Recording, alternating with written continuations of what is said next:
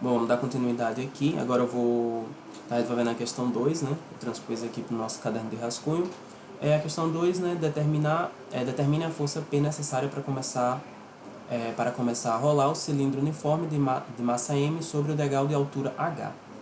Bom, primeiramente, para a gente poder destrinchar essa questão, a gente vai precisar fazer algumas considerações. A primeira consideração que a gente precisa fazer é que o momento nesse corpo vai ser igual a zero, né?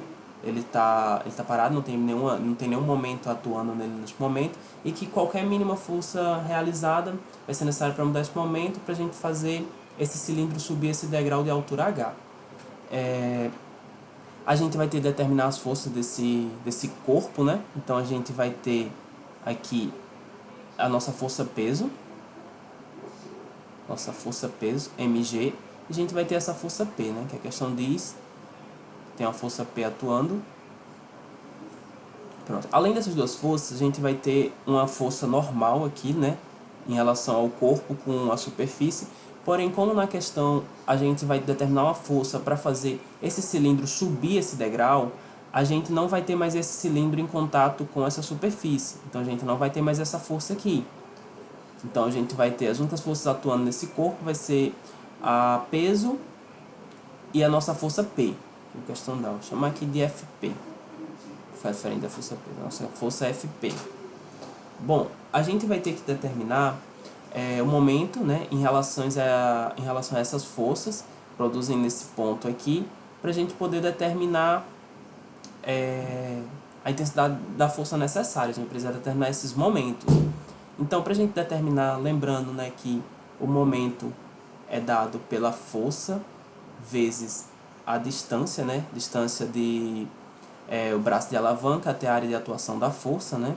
Então a gente vai precisar determinar essas distâncias para poder a gente achar as intensidades dessas forças. Bom, a gente vai ter no cilindro,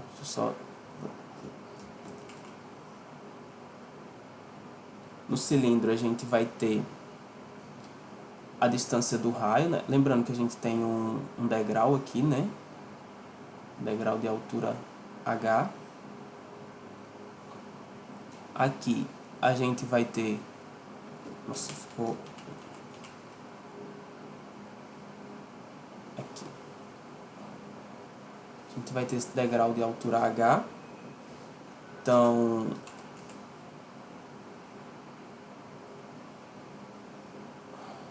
Aqui.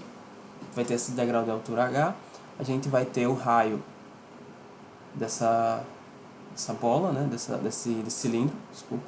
A gente vai ter o raio aqui. E a gente também vai ter o raio aqui, né? E a gente vai precisar determinar esse triângulo retângulo aqui, né? Essa distância, vou chamar de D. Então, a gente vai precisar determinar essa distância aqui também. Essa distância total é o raio. E essa altura daqui para cá é H. Então, essa distância aqui vai ser o raio menos essa altura H. Essa distância aqui. A gente chamou essa distância aqui de D, e essa distância aqui vai ser o raio. Pronto, a gente vai... a partir dessa distância, né, que a gente vai determinar os nossos momentos, né, e a força, né, e a força P para fazer esse cilindro girar. Então, primeiramente, a gente vai precisar achar essa distância D. A gente tem no ensino médio a gente tem uma formulazinha que a gente aprende que a hipotenusa ao quadrado vai ser igual o cateto oposto ao quadrado mais o cateto adjacente ao quadrado. Mas no caso dessa fórmula aqui que a gente aprende, nada mais é do que a lei do cosseno, né? A diferença é como se trata de um... Lembrando que esse aqui só pode ser aplicado em um triângulo retângulo. Tem que ser um triângulo retângulo, né? Então, como um triângulo retângulo, a gente teria isso aqui, ó, na lei do cosseno. B ao quadrado mais C ao quadrado menos 2 vezes B vezes C vezes o cosseno do ângulo oposto à hipotenusa. A gente vai ter o ângulo reto, então seria um cosseno de 90. O cosseno de 90 a gente sabe que é zero. Então todo esse argumento aqui seria igual a zero. Por isso que no ensino médio a gente aprende que A ao quadrado é igual a B ao quadrado mais C ao quadrado. Pronto. A gente vai aplicar então A gente vai chamar aqui R de A, R menos H de B, desculpa, de C, mas não faz, né? E D a gente vai chamar de B. Só pra gente colocar aqui, então no caso a gente precisa achar a distância D. Então a distância D, a nossa distância D, né, que na verdade vai ser nosso B, a gente vai ter que, vai ser a raiz quadrada de A ao quadrado menos C ao quadrado. Então a gente vai ter, aqui seria a fórmula primordial, né? Então vamos fazer aqui com os valores que a gente tem. Então a nossa distância D vai ser igual a raiz quadrada de R ao quadrado menos R menos H ao quadrado. Aqui a gente tem uma diferença do quadrado, né? Então, destrinchando isso aqui, a gente vai ter que a distância D vai ser igual a raiz quadrada de 2RH menos H ao quadrado. Lembrando, né, para destrinchar isso aqui, a gente faz o quadrado do primeiro menos 2 vezes o primeiro vezes o segundo mais o quadrado do segundo, né? Pra gente, a diferença do quadrado. Então a gente vai ter que essa daqui vai ser a nossa distância D. Agora a gente pode determinar os momentos, né, como a gente tem a nossa distância D. Então, lembrando, né, que o momento o momento total, né, é o momento produzido em x mais o momento produzido em y.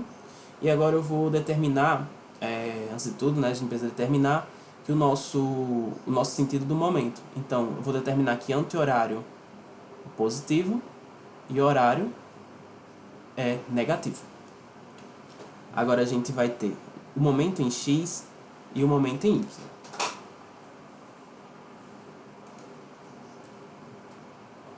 A gente vai precisar determinar o nosso momento em x, né? Primeiramente, determinar aqui o momento em x.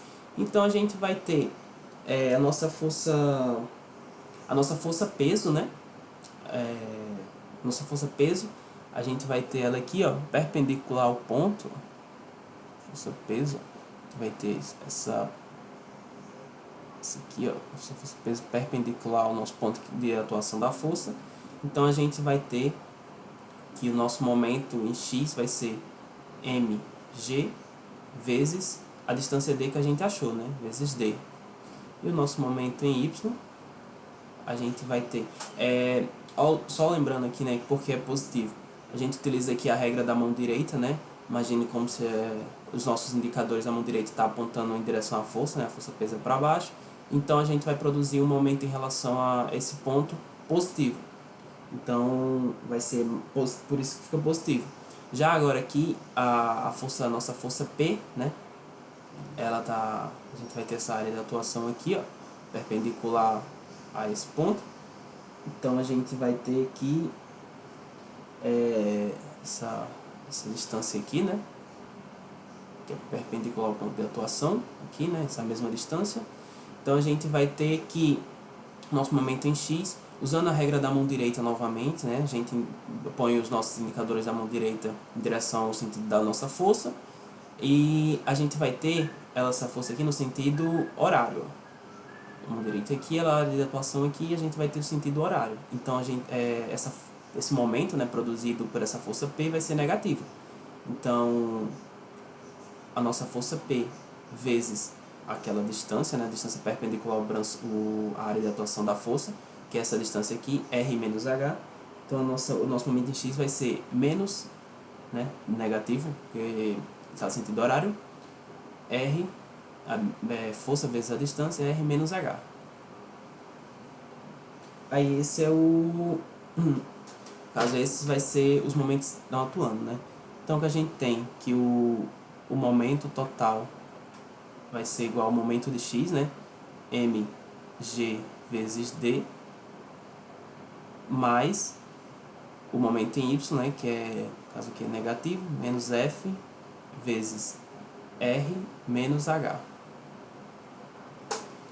Então a gente precisa determinar essa força. Então a força F ela vai ser determinada, F vai ser igual a mg vezes d dividido por r menos h. Aqui vai ser a distância, né? F aqui dividido por r menos h. Só transpor aqui para um novo quadro.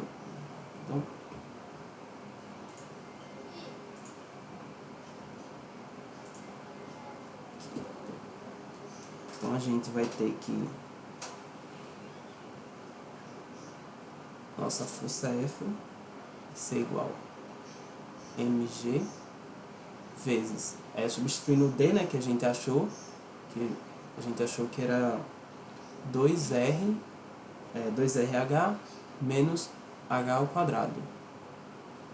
Tudo isso dividido por R menos H. Pronto, essa é a força, né? Seria a força, né, necessária para a gente mover esse cilindro, né, nesse degrau de altura H. Como a questão não dá valores para R e H, então a gente não tem como substituir aqui. Então essa seria a fórmula que a gente determinou, que a gente achou para determinar F necessário para subir esse degrau.